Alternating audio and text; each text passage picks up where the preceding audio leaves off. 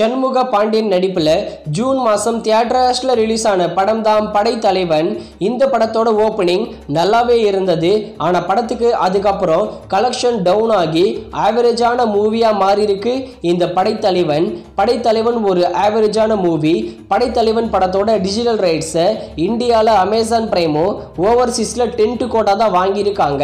வர ஜூலை 11 படைத்தலைவன் படத்தை Amazon prime மற்றும் 10 கோட்டால ஸ்ட்ரீமிங் பண்ண போறாங்க. அடுத்ததா மாமன். இந்த படத்துல சூரி, ஐஸ்வர்யா லட்சுமி, ஸ்வஸ்திகா இவங்கெல்லாம் சேர்ந்து நடிச்சிருக்காங்க. படமும் பார்க்க நல்லா இருக்கு.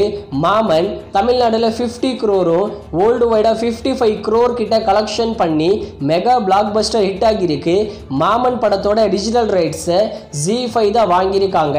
இந்த படத்தை டெலிவிஷன் பிரீமியர் பண்ணிட்டு தான் டிஜிட்டல் பிரீமியர் பண்ண போறாங்க.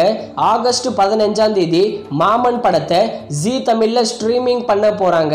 அதுக்கப்புறம் தான் ZEE5ல பிரீமியர் ஆகும். அடுத்ததா how to train your dragon. இது ஒரு ஹாலிவுட் படம்.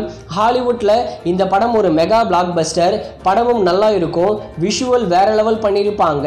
How to train your dragon படத்தை வர ஜூலை 15 ரெட்டல் வெர்ஷன்ல ஓவர்சீஸ்ல ஸ்ட்ரீமிங் பண்ண போறாங்க. இந்த படம் ஓவர்சீஸ்ல ஸ்ட்ரீமிங் ஆகும்போது தமிழ் டப்பிங்லையும் ஸ்ட்ரீமிங் பண்ணுவாங்க. அடுத்ததா நம்ம விஜய் ஆண்டனி லீட நடிச்சிருக்கிற படம் தான் மார்கன். மார்கன் நம்ம விஜய் ஆண்டனிக்கு ஒரு கம்பேக்கான ஹிட் படம். மார்கன் படத்தோட டிஜிட்டல் ரைட்ஸை அமேசான் பிரைம் தான் வாங்கியிருக்காங்க. வர ஜூலை 26 மார்கன் படத்தை அமேசான் பிரைம்ல தமிழ் மற்றும் தெலுங்கு லாங்குவேஜில் ஸ்ட்ரீமிங் பண்ண போறாங்க. படத்தை ஓடிடியில் பாருங்க. படம் நல்லாவே இருக்கும்.